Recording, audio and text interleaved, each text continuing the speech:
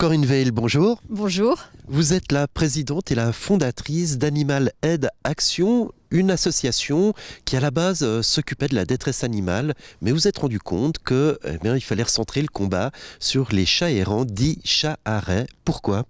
C'est-à-dire qu'on n'a pas choisi, mais c'est vrai que la demande, on est dans une région rurale et principalement ce sont les chats qui sont le centre même des demandes et de la détresse.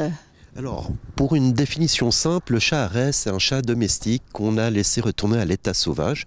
Ces chats, en général, ils sont plus apprivoisables et ils forment des colonies dont vous vous occupez. Alors, sur le district, c'est assez impressionnant. Vous occupez d'une centaine de chats répartis dans une vingtaine de colonies. Et le but n'est pas de déplacer ces chats, mais de les garder in situ. Pourquoi ? Voilà, je crois que la principale question, c'est quoi faire de ces chats. Les délocaliser, c'est impensable. La stérilisation est, à mon avis, à notre avis, la solution qui peut régler le fond du problème. Parce que le fond du problème n'est pas de les délocaliser, mais de stériliser et de castrer.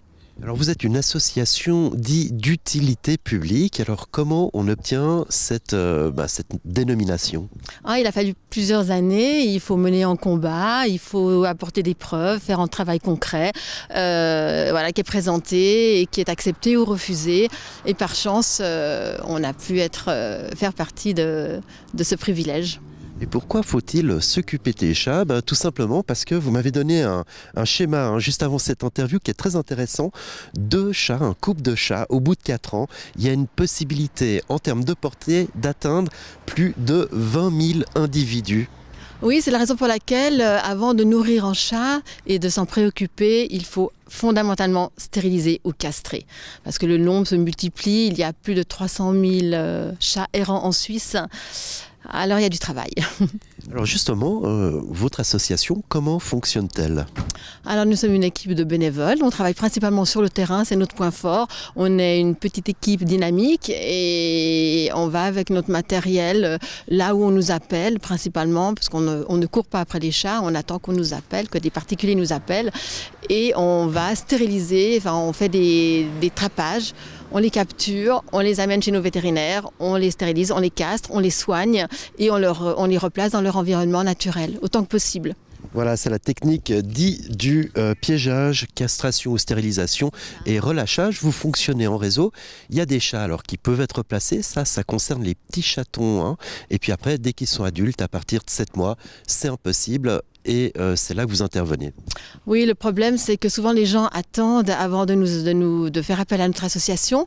Et les chats grandissent. Et il faut savoir qu'un chat qui naît dans la nature, qui n'a pas que la captivité, est très vite sauvage. Et il est très difficile et compliqué après de les placer en foyer.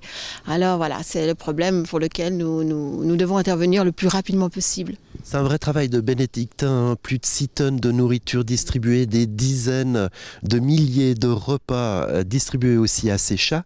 Et du coup, vous avez besoin de bras, vous avez besoin de bénévoles qui rejoindraient cette association.